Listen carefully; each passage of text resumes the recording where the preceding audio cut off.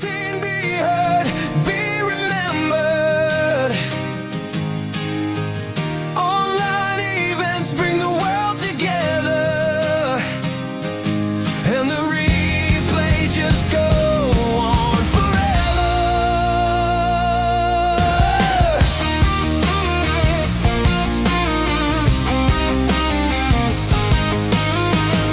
The live streaming tech is ready. The mic and studio are set. Is the audience here yet? They better be. It's a show they will never forget. Hearts are racing. This is the moment, the one we've been waiting to find. Be seen, be heard, be remembered. Hello, everyone. Welcome to another episode of Your Voice, Your Vision, Your Stage. I am your host, Americo DaCosta, coach and producer of live streams and on-demand digital experiences. I have a special guest today. Cristina Segatto will be joining me on stage in just a few moments. I wanted to take an opportunity to welcome Cristina. Welcome to Toronto, Cristina. We were just backstage talking about the weather. Things are still warm here in Toronto, close to 80, just above 80, but things will start to cool down. Why don't we bring you up on stage and have you introduce yourself? Give me 1 second here. Oh, that is me. And now let's bring Cristina. Hello, Welcome. happy Tuesday. Happy Tuesday. Thank you for joining. It is going to be a fantastic conversation. I am so looking forward to what we have to share with our communities. Why don't you kick us off with a quick introduction? Let the community know who you are and what you're up to. Okay, well, I'm a business coach. And when I say I'm a business coach, I literally help people going from idea to monetization. So if you have an idea, if you have a business you can not quit thinking about, maybe you've been talking to a lot of people and they say, yeah, but it requires a lot of funds to get it started. Well, it's wrong. You can get started fairly easily as long as you have the grit to keep going. And that's what I help people do. I help them with visibility. I help them with, outlining a roadmap, all the steps that are necessary to get to where you're going. Fantastic. So we're going to dive into this conversation and take that just a little deeper. But before we do that, I want to take a moment to welcome our guests, our listeners, people in the audience who are joining us as the show has kicked off. Please, if you have questions that you want addressed, asked, looking for answers, drop them in the comments, and we would be more than happy to have your questions and your comments looked at. So we have a few people joining us in. Let's welcome Joshua Lee. Thanks for joining. We have Valentin. Thank you. Thanks for the compliments on the intro. Sean. Good evening, Americo and Cristina. Thanks for joining. And our friend who we all appreciate, Meryl Cass, who is a great connector of so many events and so many people. I am excited to get us started. All right. Why don't we do just that? Cristina, I was reading your bio and your journey, antique book dealer. I had no idea. So antique book dealer, and you moved and transitioned into e-commerce manager. That I know because you shared that with me, to now a branding mentor. This is fascinating stuff. What inspired you along the way? Share a little bit of your story with us before we get started. All right. Well, I became a book dealer because I was in love with something I didn't get to do.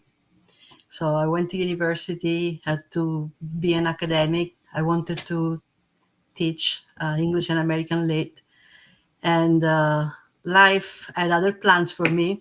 So I ended up moving around, left Italy, lived in England for a while, then in the States. And every time I was looking for ways to earn a living, looking for jobs, I was drawn either to bookstores or to sourcing books. I couldn't quit buying books. So naturally, I developed an interest in it.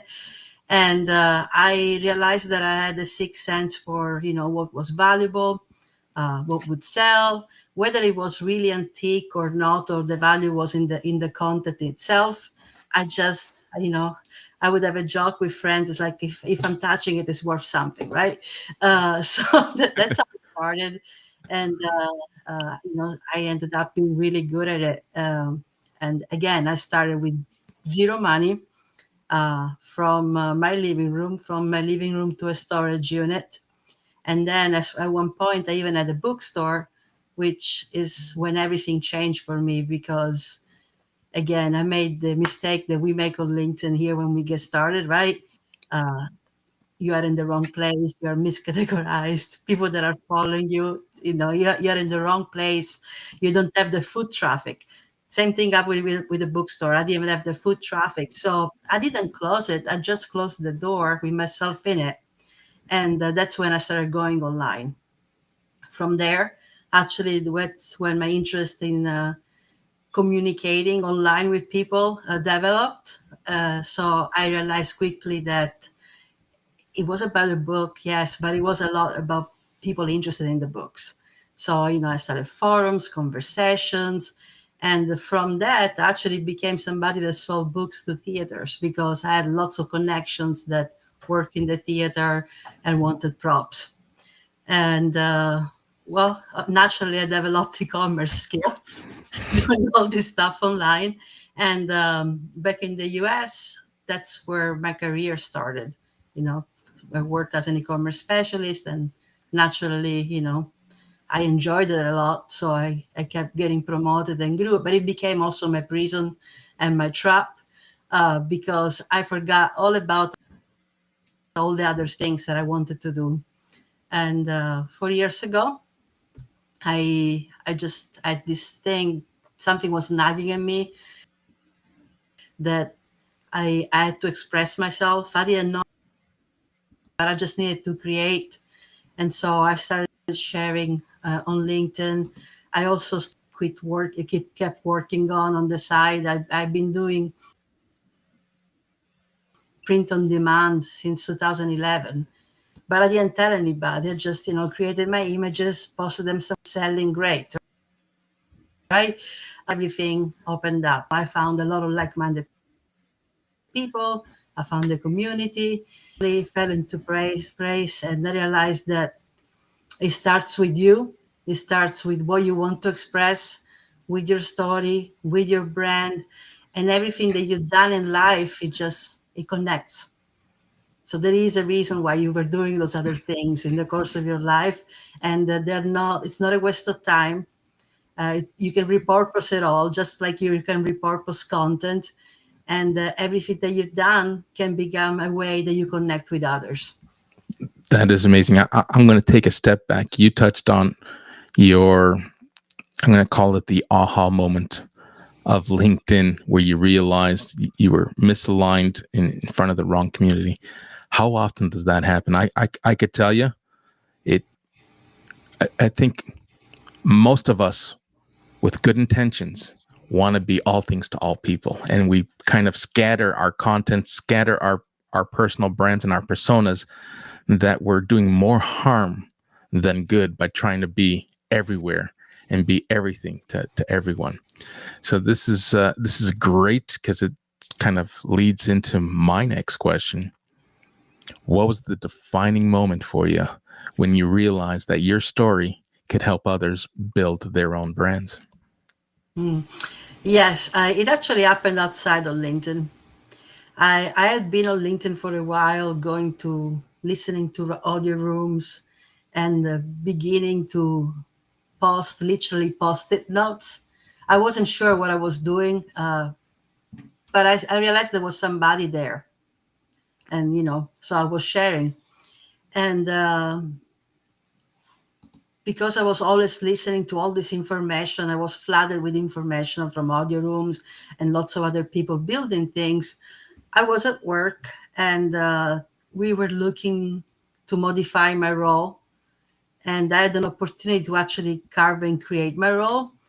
And I proposed that I taught a class about monetizing using marketplaces, which I was really familiar with, on Poshmark, on eBay, but also monetizing on LinkedIn. So the two things just happened at the same time. I had students that, they had so many dreams. They had so many ideas, and they didn't know what steps to take next. And I realized that when somebody was talking to me and, expressed what they wanted to build, I just could see how, for some reason. I was, something that which became really natural to me. I could see how I helped them with their research. Couldn't, I could see more. I could see more for other people than I could see for myself. It just Isn't it always happens that fascinating way. how that And works? How we can see the yeah, forest through the trees for others, and sometimes we can't see it for ourselves. exactly. And then so I then it was. It's always for me. It's always been reverse engineering. I'm doing something, and all of a sudden, wait a second, it becomes something else if I choose to dial it back, right? And that's really how it happened. So I was teaching this class. I called it selling online, and I taught it for a couple of years. My company, and it completely naturally evolved and merged into what I was doing on LinkedIn. So it was from some selling physical product and print on demand product. Now it became selling your services using LinkedIn, using any social media platform that was applicable to your brand. Because one thing I realized real quick is that, for me and for you, for our brand, LinkedIn is the place, but it might not be the right place for somebody else and what they're working on. So you really have to find out where your people are hanging out, because the niche is not just your niche, it's also their niche. So for the two niches to connect, your personal one, it's like your personal one, and where these people are actually living, you have to find those connectors points, and you have to be at the right place, in the That right is true. place. These platforms aren't all things to all people. I had shared with you before we went live the 3 social media platforms that I've disconnected and removed myself from because my community wasn't there, or if it was, Hmm. I wasn't showing up where they were at. So it became a very time consuming investment. And I've shifted that time and doubled down on LinkedIn and now Substack. Find it fascinating how, even though or despite my niche being live streaming and helping build strategies around live streaming, people enjoy reading about live streaming, and Substack is a great place for those who consume our content through writing. But it's so versatile that it allows us to drop not only the blogs but to attach additional assets. You can have a podcast or video embedded and be at all places in all formats for that community. So it is fascinating, and probably you're. Let's jump into the next question. I had put it up already because you were talking about it. The brand from within. Is this where it started? Exactly. That's where it started. When you know, a lot of people think, okay, I want to do a business. I want to do an e-commerce business, and they think all about. They start thinking about the logistics and all the external things that I'm going to be needing. I'm going to need a website. I'm going to need a logo, and I'm going to need space where I can go and actually work at, because it's the nine to Mm-hmm. five mentality. So you think you need all these things. But then there is a disconnect. So the most powerful thing that you can do to start a brand is really look within, look at all the things that have touched you in life, and what stayed. If we really look within, we see patterns. We see, here I am, right? 30, 28 years later, still talking about books, still, connecting and speaking in metaphors, right? That's something that stayed since my youth. So when you see those things, you have to pay attention. You have to stop for a second and see, can I apply it to what I'm building? Can I make it part of my brand? Or is this my brand? Or maybe I'm building something that is completely not going to work because I'm just doing it because I think that's a business. And I don't believe enough in myself to think I actually have a brand, a business, and enough experience that I can monetize what I have to share with Amazing. others. So Keith is asking the question, where is your ideal client niche? Well, my ideal client niche. My ideal client is a little bit scrappy and crafty. So, like myself, right? That you say, it's somebody that I can see myself with a lot. Uh, and they have so many skills and so many ideas that they're just frozen. I say it's my ideal client not because I think I'm going to become a millionaire out of helping them, right? But it's because it's what satisfies me more as a coach, to see somebody that has so much potential and so many skills that are just sitting there, and they know they're good because they'll be there and they look at other people doing what they could be doing or they like but they're not doing, and they'll usually criticize it or complain about it, or and get a little bit upset looking at it. But it just being able to for them to stop and having the clarity moment, and realizing that all they have to do is to take those little steps, to put their brand together, to actually share it with others, because these people usually don't tell anyone.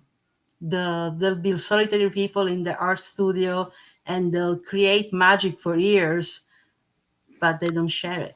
So they could be amazing graphic designers, and nobody and knows that's about them. typically, we all point to imposter syndrome. People talk about manifesting ideas and have great archived resources that they've created, equity that they've built up, and assets that they've built up, and they just don't do it. And here you are, Cristina, and you touched on it. You help provide clarity. And I think that is important. So it's safe to say, or is it safe for me to suggest? I'm not going to say it, and I don't want to put words in your mouth. But is it safe to say that you support professionals who need help figuring out their why and bringing clarity to, Yes, as a matter of fact. Mhm. yeah, and bringing the Go ahead. clarity around and building a strategy around the why. Yes. As a matter of fact, I consider myself, and my clients have called me that, a little bit an hybrid between business coach and life coach. Because for me, the two things, they go, they go together. The way that my creativity does not allow me to see the one without the other.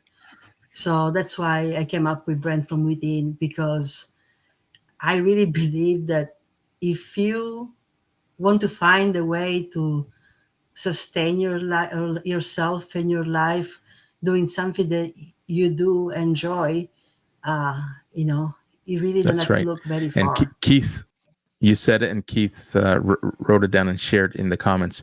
You're repurposing your life. So you're bringing, what you learned in corporate culture and what you learned in life. And a lot of people forget that life lessons are just as good, if not better, in many cases, to help us get back on our feet, get back in the right lane, because we learn from our mistakes, and most of those mistakes happen in life, right?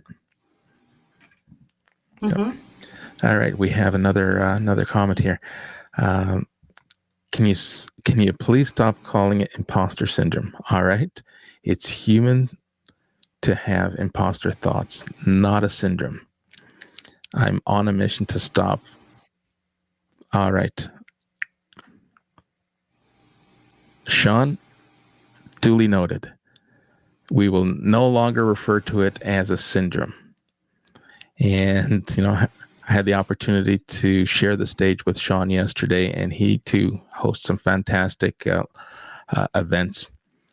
And I think we may have just figured out our speaking agenda when you share the stage with us. Let's bring this and redefine it and reshape it so that it is no longer categorized or have that syndrome and stigma of being a syndrome. Love it. Thank you. All right. So now Keith continues to ask questions. What is your why?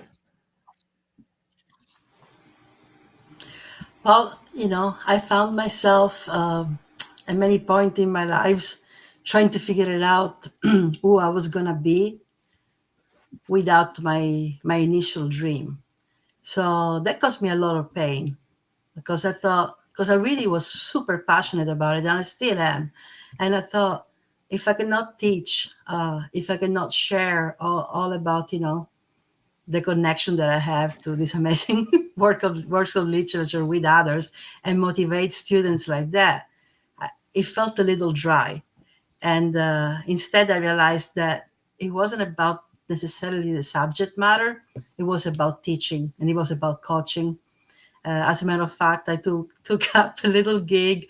One of my clients, it's a school, and I'm teaching entrepreneurship every Friday now until spring, right? And that and when I did the class through my company, that gives me immense pleasure. So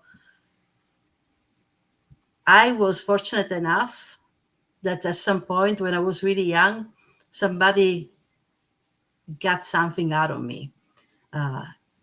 I categorized it into, what I was studying at the time, books, what I was passionate about.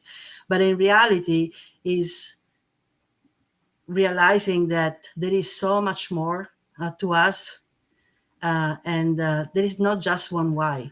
There is so much more to us that we need to express. So I really believe in expressing all of myself always, and I know that there is so many people out there, and I see it with my students all the time. They're just muting themselves, right? They're keeping it all in, and they're just missing out on life in general. Because I think that when you bring your purpose and in what you really want to do out and express it, it just it just produces happiness. And speaking about imposter syndrome, right? All these negative beliefs. I don't call it imposter syndrome either, by the way. So Michael, I don't call it imposter. I call it poison. So, and I call all those negative things that happen into to life, right? It's poison. But I like to my purpose, based on my why, is turning that poison into medicine. You can take anything bad that happens to you, and you can turn it around. You learn from it, and you can share it with other. You make the mistake, and you know why you made the mistake, and you can help others avoiding that mistake. Fantastic. We got some great questions. I'm going to park the questions because I think they'll fill in and fall into place. And I'm referring to the audience questions here. So the brand you talk about, and you coined the brand of you. How do you help? And you talk about how you're teaching in a school right now, entrepreneurship. But along with that, whether it's at the school or with other clients, how do you help someone uncover and own their unique voice in a crowded digital space? Hey, we're all here trying to compete for, digital smiles and digital likes. And uh, how do people compete in such a crowded space? The thing,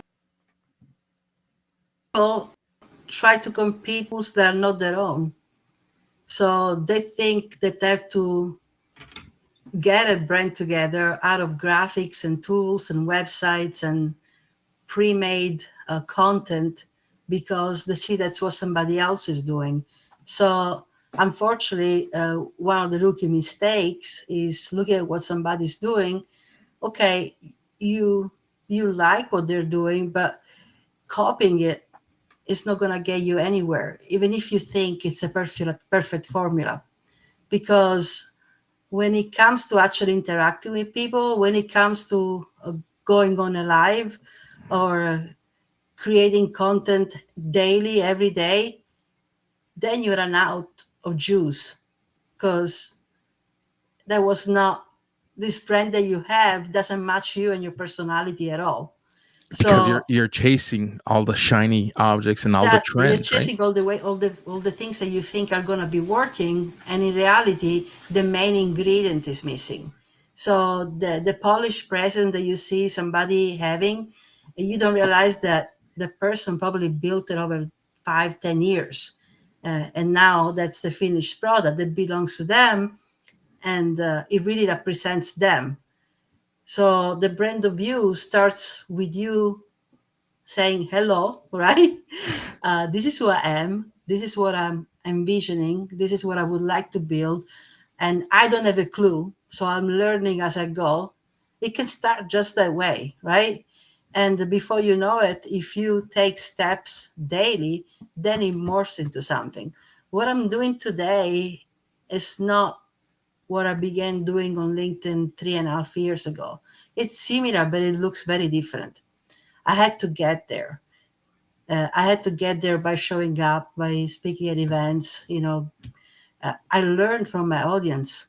What I learned from my audience is what they were enjoying about me.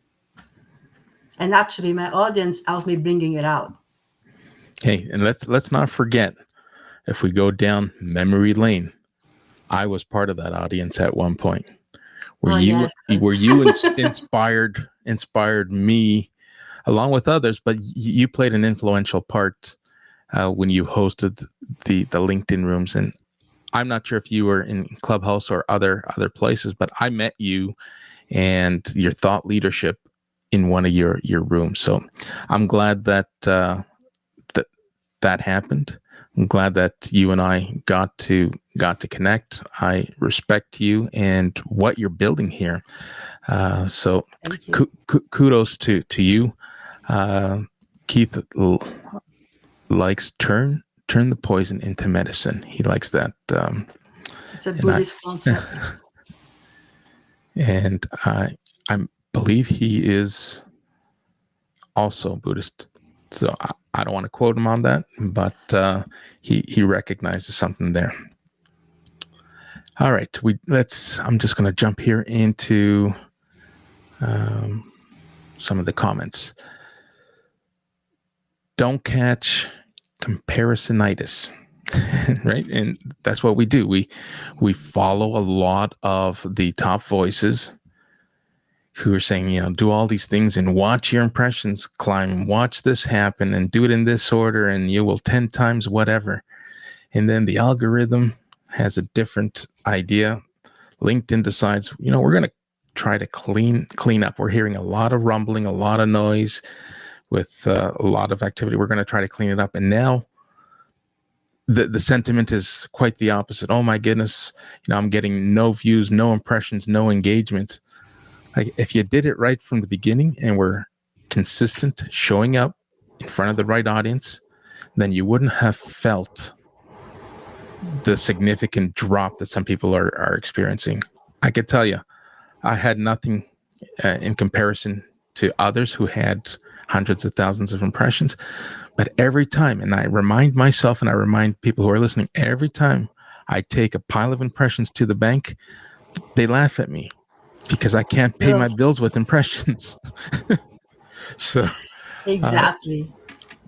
yeah. So if you're chasing that comparison and you're chasing those trends, and then you're going to be disappointed, save your time, save your money, save your energy.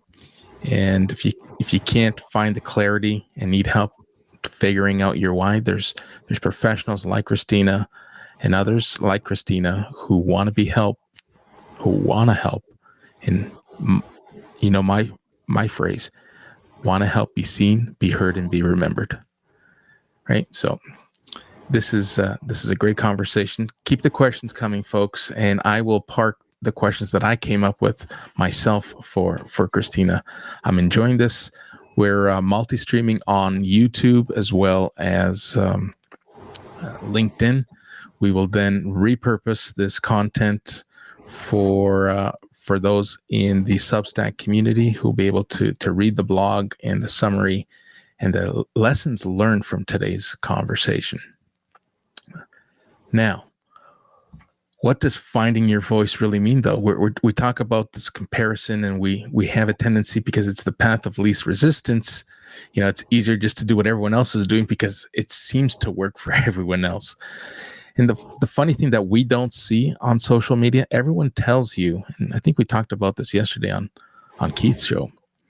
Everyone tells you all the things that to do and all the things that are working, but no one tells you how many times they fell on their face, how many times they failed. And what's on the surface seems like an overnight success. Oh my goodness, how did Cristina just become this overnight success? I went from not seeing her to not stopping her from showing up on my feed. I want to be like Cristina. But people forget that it took years for Cristina to get where she is today. Right? It took a little bit. So let's maybe I'm exaggerating when I say years, but so the question is really finding your voice. What does it really mean today for business owners? For me, finding my voice was learning to shut up in other places that I had no business being in. So I've shut down and removed myself from some platforms. I'm now, and I do this exercise every year, I declutter my community. I remove and unfollow and disconnect members who perhaps no longer align, because as I'm adapting and adopting to my brand and my community is shifting and adapting to who I've become today, it's also important for us to remove the bottleneck to make sure that we're showing up where we're relevant. And I know you've done multiple exercises and maybe not exercise, I'm referring to the audio rooms. You used to talk a lot about personas. You used to talk a lot about optimizing your digital presence on LinkedIn. And what I find, a lot of people have a difficult time or perhaps just don't think about it. But part of optimization for me is decluttering. And people think I'm crazy, but if I told you since September 1st, I've already removed about 500, a combination of unfollowing and removing 500 community members. People have told me, it's like, what are you doing? You're hurting yourself. It's like, no, I am refining myself. I am removing the bottleneck. I want to show up where I'm relevant, where my community is.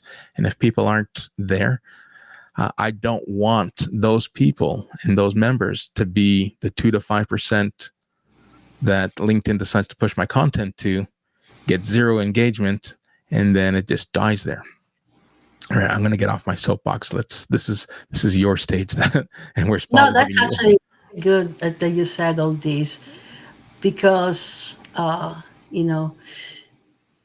it's about refining the community you're building. LinkedIn is not this LinkedIn is a platform, right? But it's not this abstract thing. I'm on LinkedIn, and you are somewhere. You might be on LinkedIn and you are nowhere. In other words, you can be screaming about your brand, shouting it, and nobody's listening. But that's not necessarily LinkedIn's fault. I mean, LinkedIn is conducting their business. They are changing their algorithms because they're strategizing their own brand, right? Now, you, as somebody that wants to make it online, the first thing that you have to do is find your community. So say you are brand new, you have 10 followers. Great, you are at a great point. It's better than if you start and you have 750 followers that you don't want, right? You have 10 followers. The first thing you need to do is, okay, this is the I think I want to build this type of business, right? I think I want to be in this type of niche. These are the people that I admire normally, the people that inspire me. And then you basically go on LinkedIn and find similar people using those keywords. So I would encourage anybody that is starting out to just go on the search and type those keywords that represent what it is that they want to build or the industry they want to be in. And now, if you have premium, you can do a lot with filterings. You can filter by people, you can filter by posts, and what happens is that you begin finding the content and the people that you where you want to build this aligned with.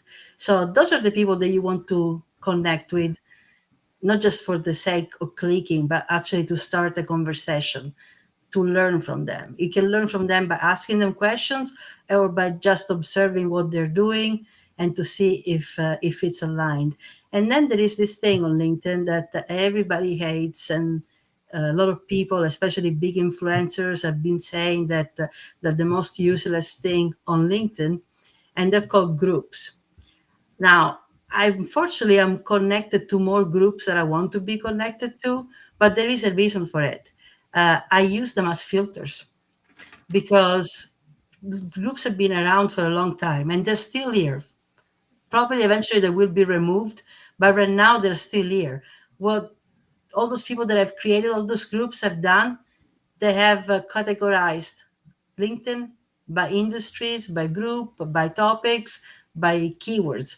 So if you're starting out or you're looking to grow your network, so do your search and select groups and go to those ones that are active and that have hundreds of thousands of followers, and connect with the people that are posting there now, because you have to do less filtering work, less search work. So right then and there, it's a tip to really find your not find your voice. Is not your voice. Your voice is here because you speak, because you're supposed to reach something, reach somebody, right? Otherwise, there is no sense in talking or singing for yourself. So the best thing that you can do is to speak where there is an interest.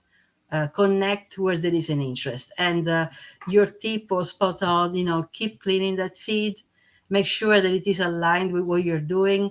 Of course, you'll go to lives and you'll meet people that are doing different things, but those people are active, they are aligned, they're listening to the same events you're listening to. Even if they are in a different profession, it does not mean that there is zero alignment. Actually connecting with them, it's good for you because they're active in the community, they're liking, they're posting, and you never know, they might just be connected to Americo, and there you go. And the person is some mechanical engineer, and you think this has nothing to do with what I want to be doing, right? But you have to look for people that are active, people that are engaging, and if you have trouble navigating all these all these people, you can use something like a feature on LinkedIn like filtering, and that will get you there faster.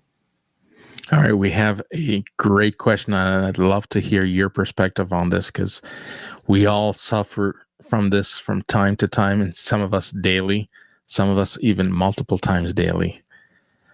How do you connect with people wisely without pitch slapping? Every Yeah. morning, I wake up to someone who wants to connect, and 30 seconds later wants to optimize my YouTube channel. Right?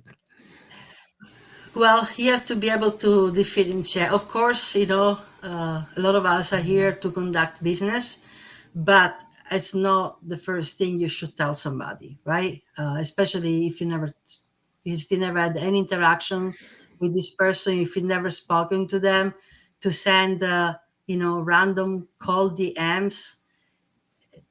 It's a shot in the dark. It's just like your voice in the void. Some people swear by them and talk about lead generation, and they have these magical systems. But what the magical systems basically are is, automatic emails in thousands going to random people. For every 200 DMs, there is a 3% response rate. And out of these three messages, one of them could be leave me alone. So so that's not even 3%, right? So that 1% of the G could be leave me alone. So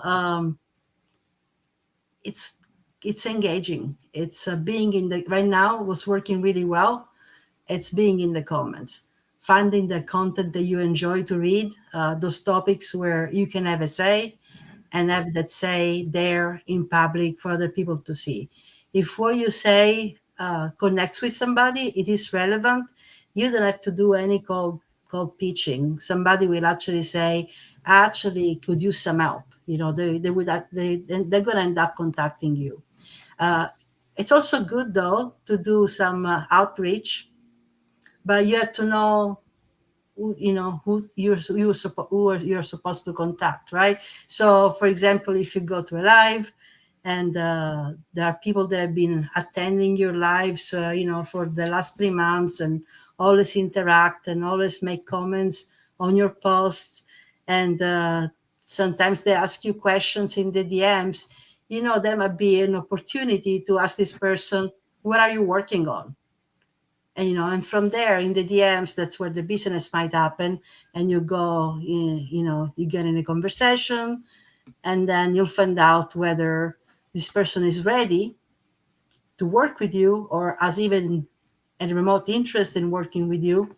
And then you go from there. You just never, this is not eBay, right? You don't put your face there for sale, bid on me. Uh, so that's not how it works. This is basic communication, making friends, helping, supporting, and showing people what you do best. And, the business will come. It will. Absolutely. And here's a great reminder. We got some great comments coming in, and I'm going to have to catch up with the comments. Speak where you're appreciated, not where you're tolerated. And comments are being rewarded. So our thought leadership in the comments is being rewarded by LinkedIn, and creators, I'm sure, appreciate the engagement that people contributing to their posts, because it aligns, it resonates. We also have Sharon sharing. She agrees. Groups are useful to discover like-minded individuals. She goes on to also agree, developing rapport has become a lost art. It's because we're in this digital era, in this digital vacuum, where our attention spans have diminished to close to nothing. You hear the word doom scrolling, and the average attention span is now like 1.7 seconds. The last time I read it, and one of the reasons why I leaned into live streaming as a strategy, because even if you get an average 5 minutes of listening time or watch time, your 5 minutes is gold when compared to the 1.7 seconds that someone just scrolling through. Magic is in the comments, and Sharon views LinkedIn as a playground where the cool and smart kids play. Yes. All right. We need a badge for that. Cool and smart.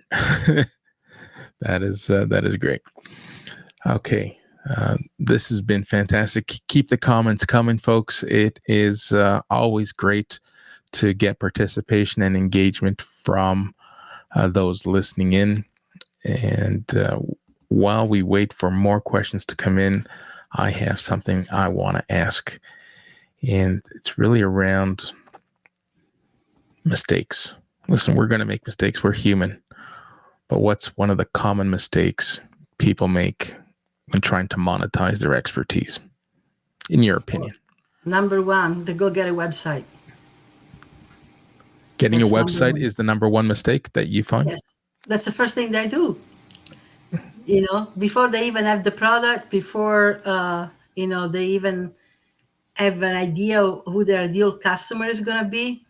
They go and get a website, they pay for a web developer, they get a fancy logo with a beautiful pineapple, and then in one later they realize that they hate pineapple and want to change completely the name of their business and everything else. So they go all in, not having a clear idea of what their brand is going to be and what it is about them that attracts people.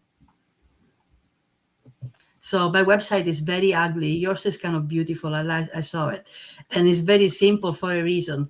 I really didn't put too much time into it because I decided to really fine tune my brand first, and I decided to use LinkedIn and other social media as my main playground. Right? It doesn't mean that I'm not collecting emails and I don't have an email list and I don't have other ways to promote myself outside of LinkedIn. It's just that I did not have a clue of what I wanted my website to say 2 years ago. I just had zero clue. I just got a domain with my name because I knew one thing I know, I am my brand. So Yeah. so little by little I'm putting a few things there. But the thing is, why is a big mistake, right? There's no traffic there. It's not going to be how you make your money. It's like same thing as the followers, right? You cannot take it to the bank. Your website is not the money vault that is going to bring you cash. It's not where you're going to be building the relationships. You're going to be building the relationship by actually talking to people and communicating, going on calls, and just in those comments, in those DMs. So that's a big mistake. I think that's a huge mistake, especially if you go and get one of those fancy ones from the get-go, from day one, with the metaverse and that IO and all that, when you don't even know how it works. So first you have to learn the ropes. Then when you have a clear idea, you can expand into a website. All right. So I will be the first to come out publicly and say that a website was one of the first things I got. Of course, of course. Of course. And listen, I'll share the reason why I started, or the website was one of the first things, because the one thing that I learned that people were saying is that, LinkedIn and all these social media platforms, this is rented space. You want to start Yes, building a space in a domain that is proprietary to you. Now, yes, if there's a if you point to if that. you saw my website 2 years ago, you're absolutely right. The logo, did change. The name didn't. There were no pineapples, but it was one hot mess, right? And similar to my personal brand, it kind of developed as I went along. But keeping it simple. I thought at one point, you build a website, you front load it with a lot of resources, a lot of information, so that people can. This was my idea. I was going to differentiate myself by front loading all the information into my website. Well, guess what happens when people are saying, you got to keep it simple. It doesn't have to be overproduced, doesn't have to be polished. Keep it simple. It's like, no, I'm going to step outside and make it complicated. I'm saying this because it's myself, but that's exactly what I did. I had 0 visits, or the people that visited stuck around for seconds. It's like, oh, wow, this is too clunky. This is too busy, too much information. I don't have time for this. And they'd bail. But that's part of my narrative and part of my story. And I would advocate similar to you. It's like, hey, buy the domain so that you're protecting the domain, but don't go spending money in developing and building it. It's backwards, right? Mm. Get it, great, park it so nobody steals your name, and then build it as you go along. So The other thing is that, by the way, I also learned that by making a mistake years ago. The reason why I knew that is because when I was a book dealer, I also, I was selling my books mostly on eBay, but I thought I should have a website, and I called it Westland Books. And because I like the Westland in Eliot and all this stuff. Again, completely disconnected to the fact that I was looking for people to buy the books, right? And of course, I listed a few books in there. It took me 2 days to realize there's nobody here. So I just left it there. And, I used a marketplace, I used eBay. So if you compare eBay and LinkedIn, same thing. You want to go where people are. So, and you should have everybody. So when if you feel that you want a presence and you want a place where people can find out more about you, and they don't just get your things out of posts, right? Although you can organize your LinkedIn page really well too for people to get an idea of what you're doing, you can get a landing page to start with, and you can get one for free. You can Yeah. So you can use Kit, you can use other resources. So you can have one of those for free. Or you can make a very simple website that is simply a business card and a landing page.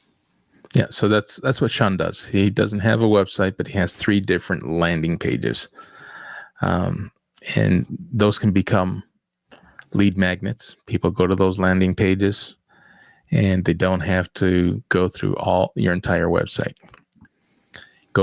And Keith is adding, go to where people are. And some people are even suggesting that with the way AI is moving and the way search is evolving, that websites are slowly starting to diminish in popularity. So I can see that happening as time progresses. I continue to use it because I don't want to wake up one morning and learn that LinkedIn has decided that I am no longer a part of their community.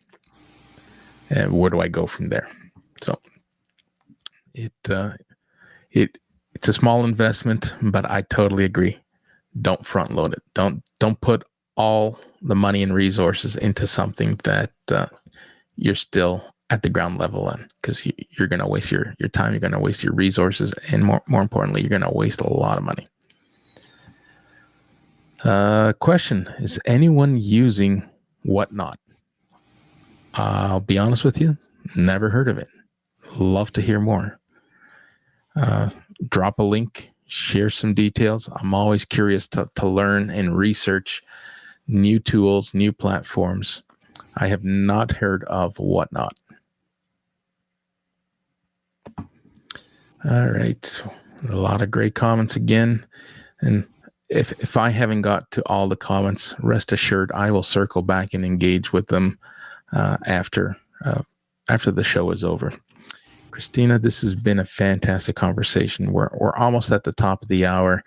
I want to respect your time. Not sure if you can stick around a little longer. If there are people in the audience who are open to coming on stage to ask your question, I'm more than happy to bring anyone up who may have a question for Cristina, to send me a DM if we're connected. If we're not, then send me a connection request and I'll drop the studio link. Well, we'll bring you up audio only so that you can ask your question, then return back to backstage. Okay. Let me queue up the next one as we move along here. Let's talk a little bit about confidence. Confidence is a big theme and a big part of what you do. What advice do you give someone who's afraid? There's someone who's afraid to show up online, or afraid that their story just isn't big enough. Like, I think we've all been there to some degree. Find a community, find a live event, start listening, and start commenting in the chats, right? Start having the conversation and connecting with those people that they were listening to the same things you were listening to. And at one point, if the host allows, raise your hand and start sharing. Doesn't matter if you forget your words, if you if you forget what you wanted to ask, if it sounds silly, just start. The first time it might feel really awkward, and then it's just like riding a bicycle, right? You'll get used to it, and confidence will build. Also, start sharing your idea and thoughts in a post. It only takes one like to feel good. Like, oh, this person agreed, right? And then start a conversation with this person. If you're not connected, connect. If you are connected, thank them. Ask them, thank you for liking it. What did you like, right? And if they don't respond, move on. It's okay. Do this as a daily practice, and your confidence will build. Stay away from terrible people that make you feel lousy, and notice how they're putting you down, especially if you're at work, what it is that they're always criticizing about you, because it may actually be something that they want, that they don't have. And that's why they have so many things to say about it. So, and the reason why I center most of my brand about claiming and claim your space, it actually started, it was my journal. I was trying to make notes on what I was supposed to be doing to be visible. And I realized that I was not doing the most important thing. That's what it was at the very beginning. I need to show up.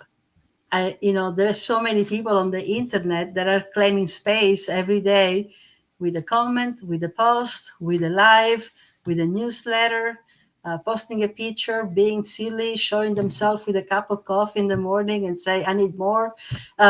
So what they're doing, they're occupying Mm-hmm. real estate, right? And how are you going to get visible if you're not occupying that real estate? If you heard all this crazy stuff about the LinkedIn algorithm, posting is not good anymore. So, okay, nobody's looking at your post. What are you afraid of, right? Post it, because nobody's looking anyway. But the reality is that it's there. And actually, ChatGPT and Google, they're crawling this content out of posts and That's out of right. newsletters. So, and if it is useful, if it teaches somebody something, if it's something that people can apply and learn from, LinkedIn is starting to put the content in front of other silly content, and it's being indexed by Google. And the biggest news thing I'm saying, you talked about Substack, but LinkedIn has and newsletter capabilities, and I think people are misusing it. I mean, it sends It emails for you when you and it's publish a newsletter, so you don't have to it's fight with the fascinating you algorithm. say that, and you can actually look at the analytics, and it'll tell you how many emails were sent out. So you could have a couple thousand subscribers to your newsletter, and LinkedIn will send an email, not to everyone, because they don't want you to be spammy. They will, by design, send it out to who they believe is relevant, so that they're looking at your content, your newsletter, and pushing it out to community members that align with the message. So that is definitely something to look out for. And One third of those are not connected to pardon me? you. So most of those people that the emails are pushed to That's are right. connected to you, but about a third, they're not connected to you. They're new And that, connections. And so you'll yeah, see and new that's a subscribers. great opportunity that, to your point, people are missing out. I have, I know we're at the top of the hour and things are starting to heat up here. We have someone backstage waiting to get on. So let's bring our guest in. The phone is ringing. Who are we bringing up? Hello, who do we have? Hello, Hi. calling in from Melbourne, Australia. Mel, this is Can you hear Keith me? Keller. We can hear you, Keith. Don't you love it?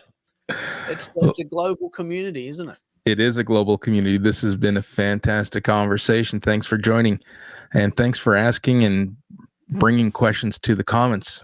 Do you have something you'd like to share or ask Cristina?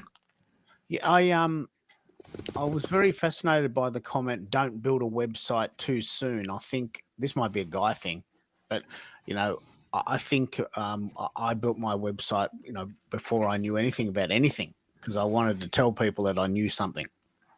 But what I'm really interested in is, can your brand, if you want to build a brand, can your brand have multiple segments? Like, I was a Twitter guy for a while. Now I'm a LinkedIn person. Now I'm a social audio person.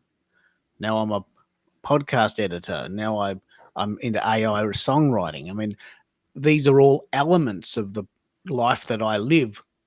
And are they separate landing pages, or is the advantage I think of a website is you can have this central hub like home base, and you can have little offshoots. Maybe it's a bit complicated, but life is complicated. There's one of me, but I've got 5 hats that I wear. How do we differentiate between the different projects that we've got if we don't have one central hub? Do we have 5 hubs for it? Well, a hub for each project.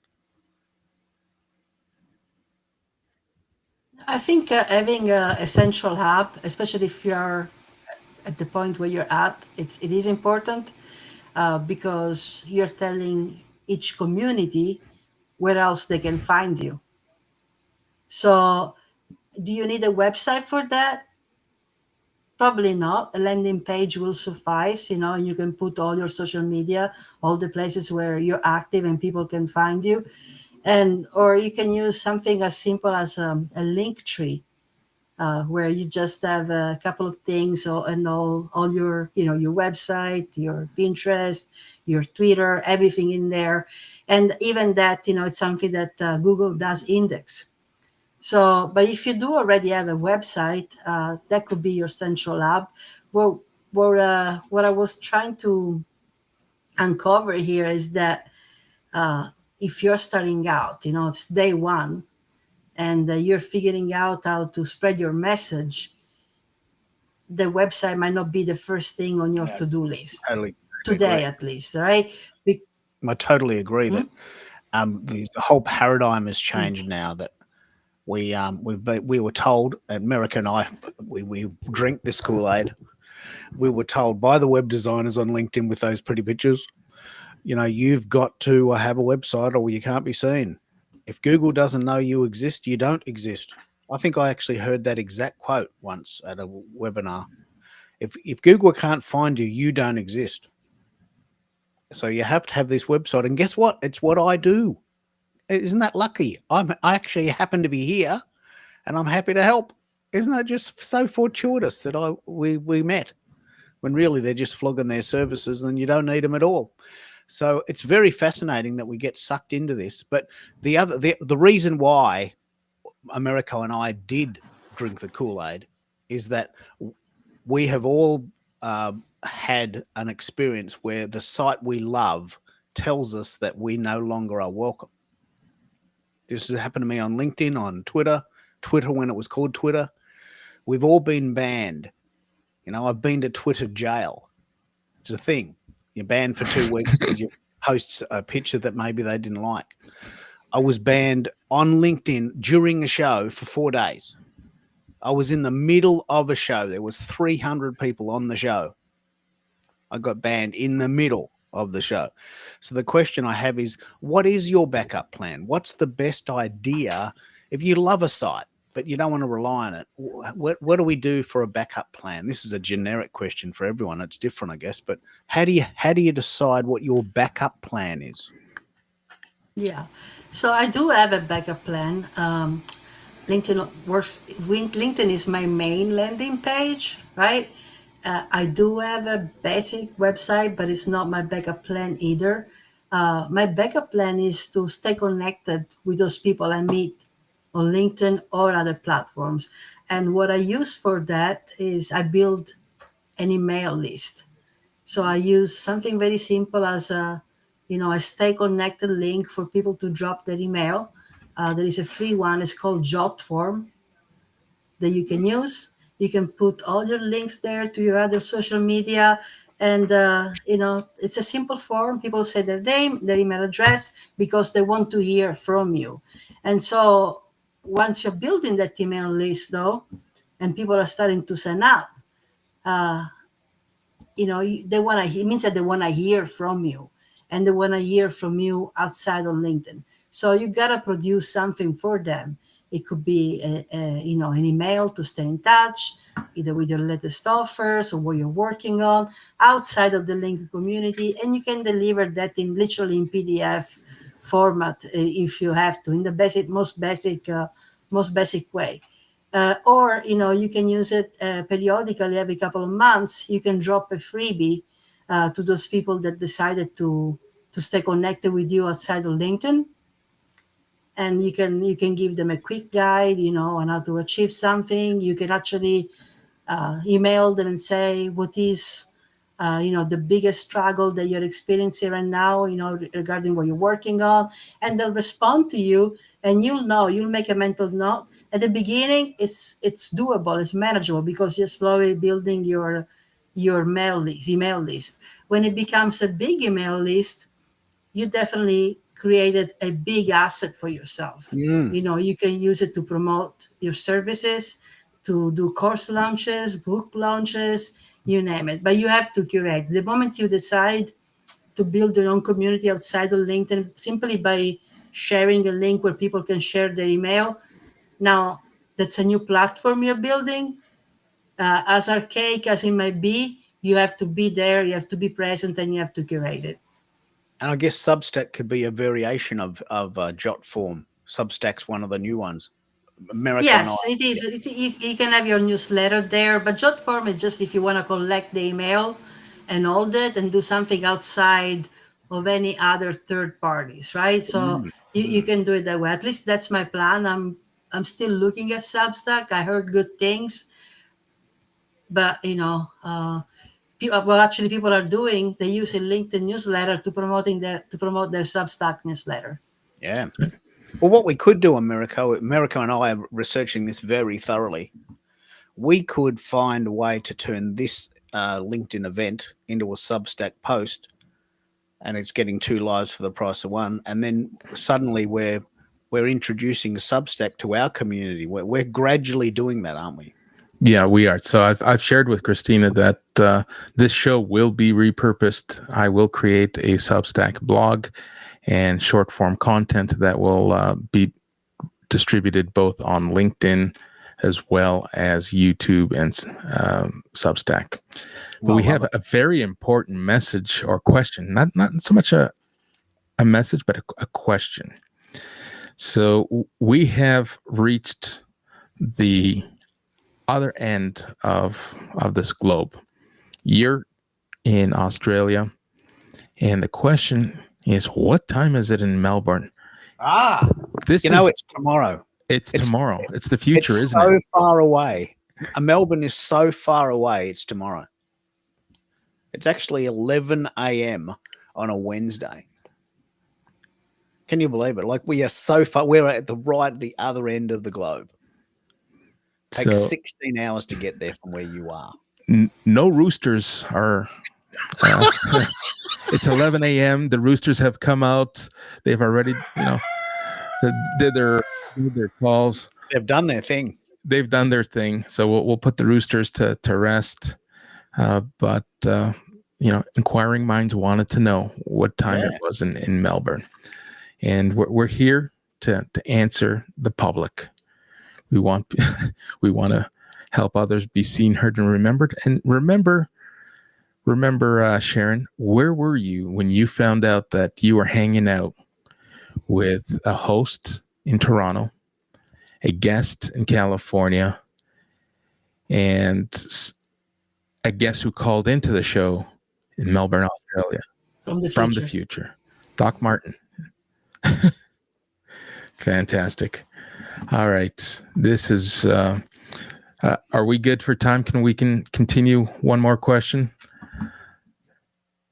Keith, thanks for joining. Thanks for being part of the dialogue. Yeah, no worries. I have trying to keep up with the chat here.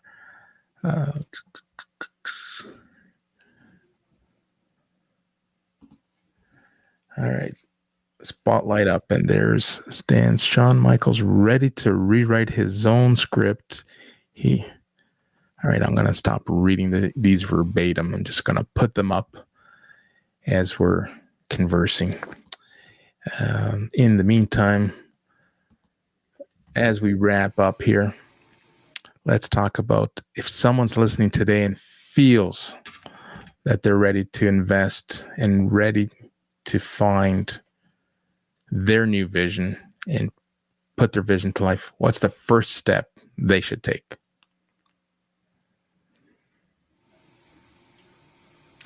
They should share it.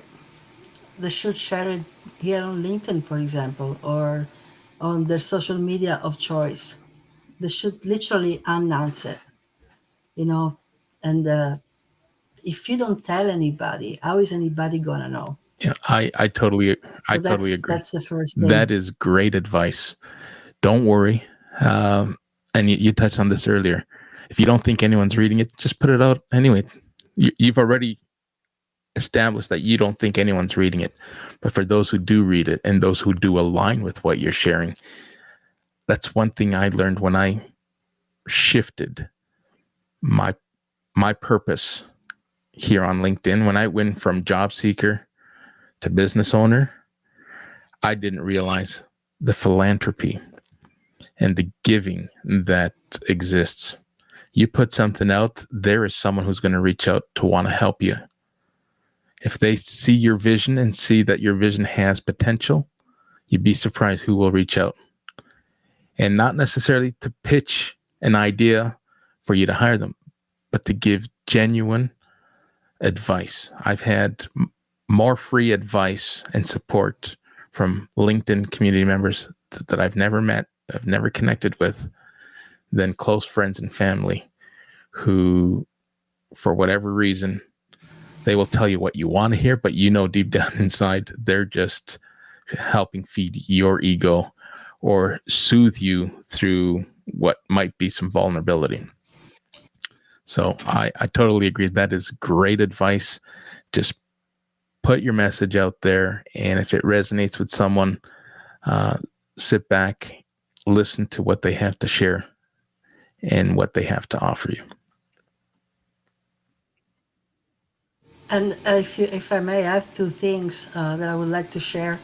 One is I just made a poll about that. Who do who do you share your dreams with? So, if you guys want to follow the poll and vote, that could be interesting data. The other one is, I clearly remember just about the times that you spoke when we were doing the audio rooms. And at the time, you shared something about how you ended up starting your business, that, you were tired of Yeah. layoffs, right?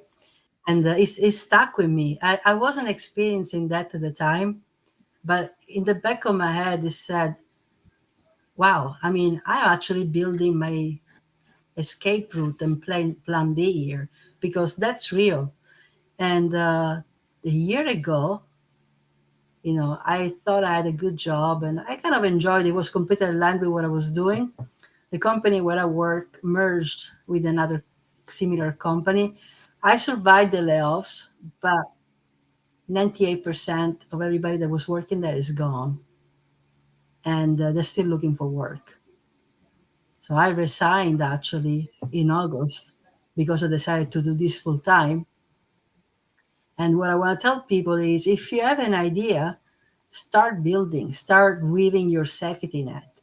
Your experience, your life experience, things that you enjoy doing, your hobbies, things that you do really well at your jobs and you enjoy doing really well at your jobs, start sharing them and building them to another audience, right? Share them with the public, start building, because it takes time to build, and it might just be your safety net.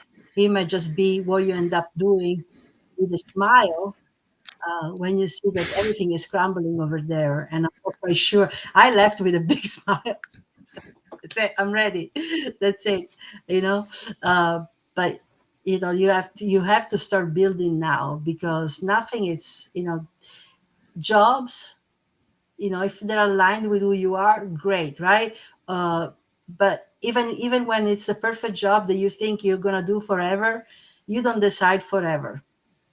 You That's right. just never know. The one thing I learned, and it's fascinating that stuck with you, that, after 3 layoffs, so you just get frustrated and you feel like you have no value left to contribute to society, when that's the furthest thing from the truth. You can't take those decisions personally.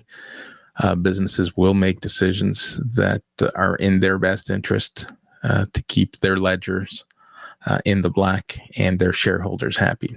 So don't. The shareholders, yeah, that's It's what all it is about the about. shareholder value.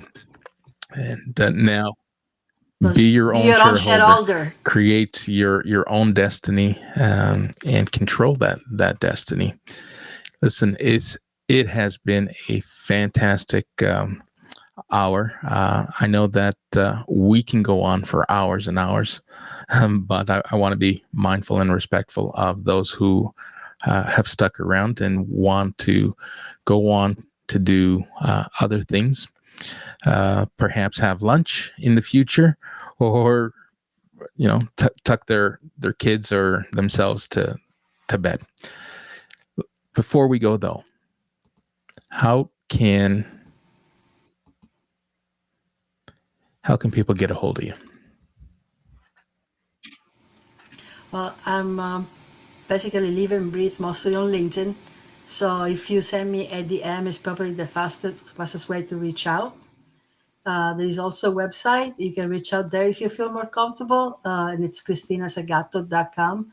But LinkedIn is my landing page. I post and write there basically daily. So, if something resonates, All right, reach folks, out. for those who stuck around, I want to thank you for watching. Thank you for listening. And if you haven't connected, this is a great domain, a great place for us to connect, reach out, and meet someone that has been engaging in the comments. And you never know who you connect with and what doors they might be able to open. For myself, I enjoy live streaming. I want to thank everyone for sticking around. If you're curious about live streaming and how a live streaming strategy can work for you, I have a wait list for a cohort that I'm putting together where, it isn't about selling. And for me, I'm a social seller and storyteller. Those who are fascinated with the concept, sign up and join the conversation and see what this can do for you. For now, I'm going to shut down the room. Thank everyone for coming out, and have a great rest of your day, wherever it is that your day has taken you. If it's breakfast or lunch, enjoy that part of your day. If you're winding down, have a good night, and see you all tomorrow.